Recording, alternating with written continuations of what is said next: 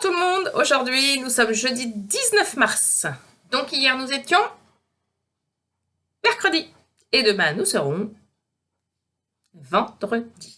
Bien, alors aujourd'hui je vais vous lire une autre petite histoire qui se passe dans une ferme et qui s'intitule « Cochon rentre à la maison ». Cochon rentre à la maison. Texte et illustration de Yannick Lefrançois.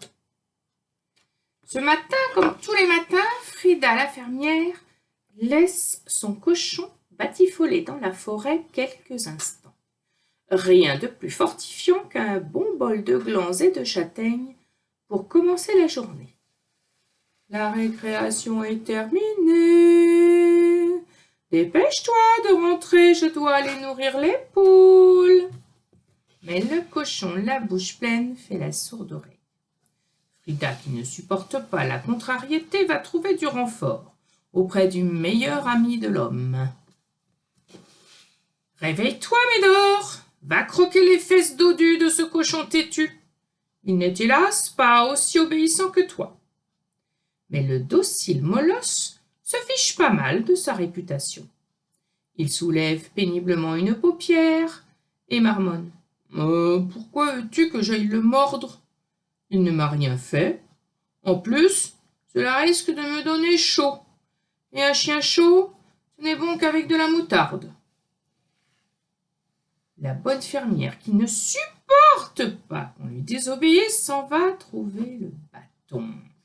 « Bon sang de bois, toi, le bâton, je t'ordonne d'aller taquiner le dos du chien, qui ne veut pas mordre le cochon, qui ne veut pas rentrer à la maison.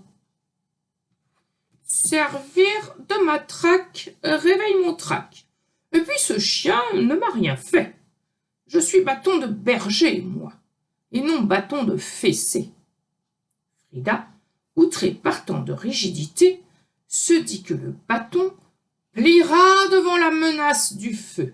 « Lampe à pétrole, je veux qu'avec ta flamme, tu brûles le bâton qui ne veut pas battre le chien, qui ne veut pas mordre le cochon, qui ne veut pas rentrer à la maison. » « Je n'ai pas de raison de réduire ce pauvre bâton en cendres, » dit la flamme. « Il ne m'a rien fait.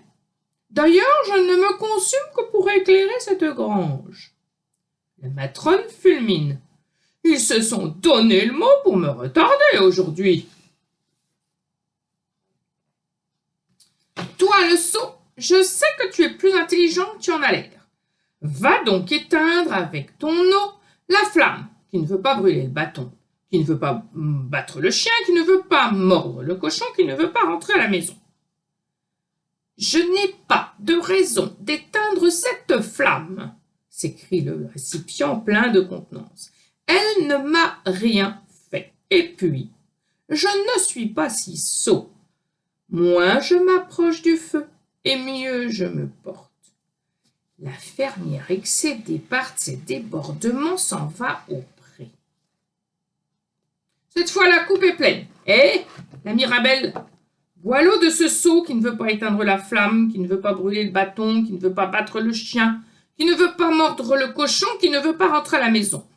« Je n'ai pas de raison de boire son eau. Il ne m'a rien fait, ce seau. Et puis je ne suis pas gourde.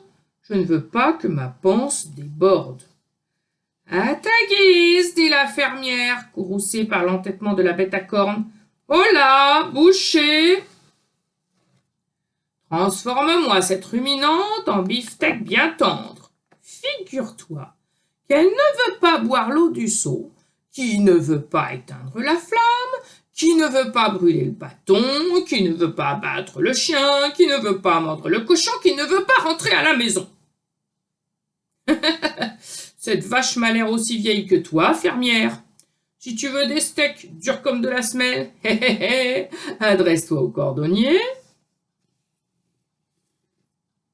Devant tant de roublardise, Fridoline décide d'abattre sa dernière carte. Elle va trouver Rops, le gendarme qui ouvre toujours l'œil et qui lui fait les yeux doux. « Oh, mon valeureux chevalier de l'ordre et du mérite, je te supplie d'arrêter de mettre en prison ce mufle de boucher qui ne veut pas découper en rondelles ma Mirabelle, qui ne veut pas boire l'eau du seau, qui ne veut pas éteindre la flamme, qui ne veut pas brûler le bâton, qui ne veut pas battre le chien, qui ne veut pas mordre le cochon, qui ne veut pas rentrer à la maison. Ah, ma petite fleur des champs! Si ce maloutre t'a fâché, je m'en vais le jeter au cachot, répond le preux chevalier. Ces mots ne tombent pas dans l'oreille d'un sourd. Le boucher, pas bouché, qui tient trop à sa liberté, se précipite sur la vache, qui se rue sur le seau, qui se jette sur la lampe, qui fond sur le bâton, qui s'abat sur le chien, qui saute sur le cochon, qui prend ses jambons à son cou et finit par filer droit à la porcherie. Essoufflée comme jamais, la rondouillarde fermière s'approche de l'entrée du bercail. « Enfin, je te tiens, tête de lard. Tu es coincée maintenant. À cause de toi, j'ai perdu toute une matinée de labeur. Pourquoi n'as-tu pas obéi tout de suite? Réponds si tu ne veux pas finir en boudin. Purée !»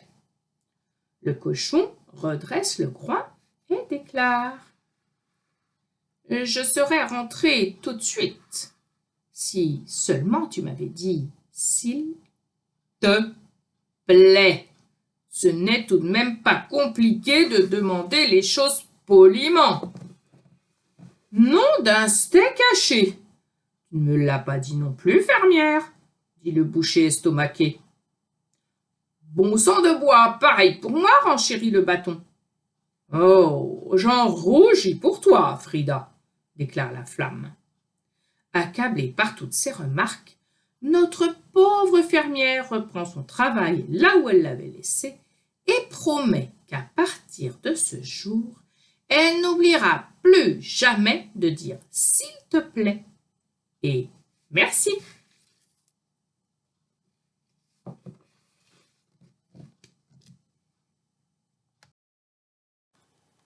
Alors maintenant, je vais vous poser 4 questions. Première question, qui le chien doit-il mordre? Question numéro 2, qui la flamme doit-elle brûler? Question numéro 3, le policier va arrêter quelqu'un. Mais qui? Question numéro 4, pourquoi le cochon n'est-il pas rentré tout de suite? Alors, pour répondre à ces 4 questions, vous avez le choix. Soit papa et maman reprennent le crayon et écrivent vos réponses sur du papier libre, avec une petite photo à l'appui, soit vous me faites une petite vidéo. Les vidéos, ça me fait plaisir aussi, parce que comme ça me permet de revoir vos jolis visages. Bon, allez, j'arrête là. À demain.